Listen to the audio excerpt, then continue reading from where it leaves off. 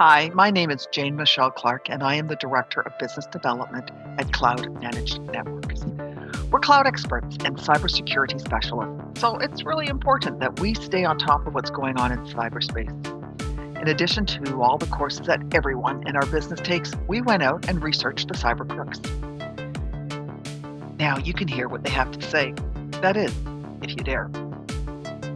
It's not news to say that COVID-19 has impacted everyone's personal, social, and work lives. Nor will it surprise anyone to hear that some of the changes introduced will become permanent.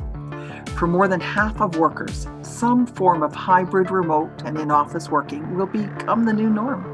In other aspects of our lives, it's likely we will continue to do far more online than we ever did pre-pandemic.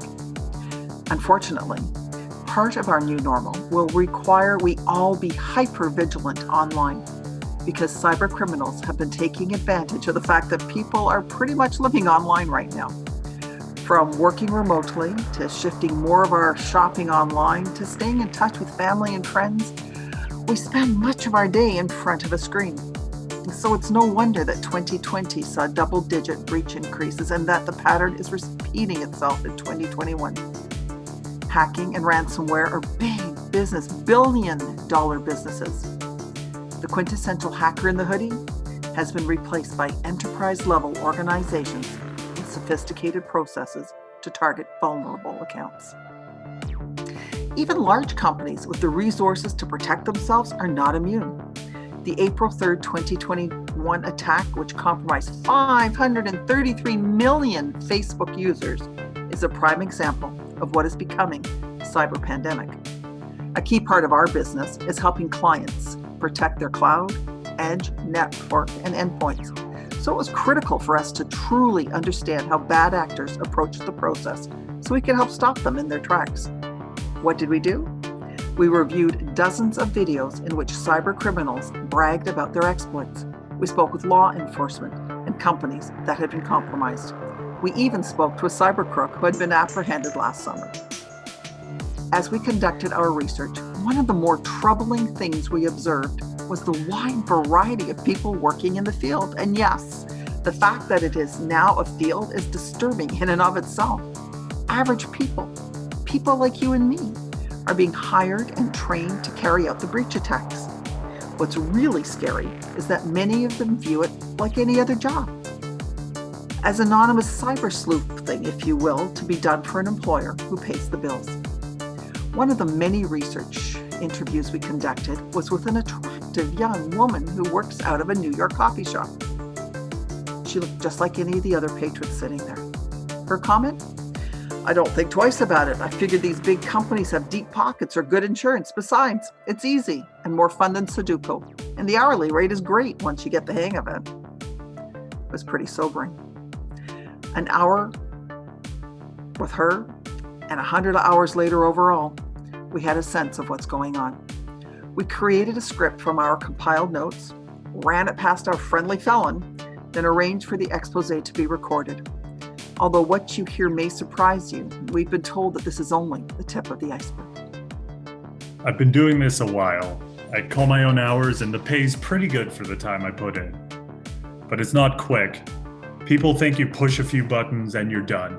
I mean, a brute force attack, a dictionary attack on a target account, it's almost like that. You have a .txt file with thousands of password combinations. You can deploy them at an account all at once, like automatically.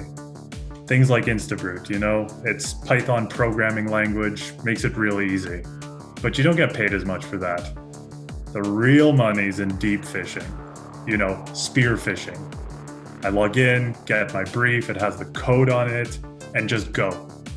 It's a little harder, sometimes a lot harder if the company trains its people. But most of them don't, or other people forget, or they just get lazy after a while. To do it right takes time. You gotta do your homework. You gotta look things up about the company. You learn who works there. You go on Facebook, Twitter, Instagram, any place you could get to learn what you can. The most important is figuring out how the important people in the company write their notes and learning how the company email addresses are structured. From there, all you do is write notes that sound official, like they come from the company. We try to get people to click on something, they'll deliver the code from the brief. It could be easy. Then I wait. Sometimes the code sits there for a while, sometimes it gets found, sometimes it gets stopped, but when it deploys, I get paid. How much? Well, that depends on how much gets collected. I always gotta get a good cut though, so it's worth my time.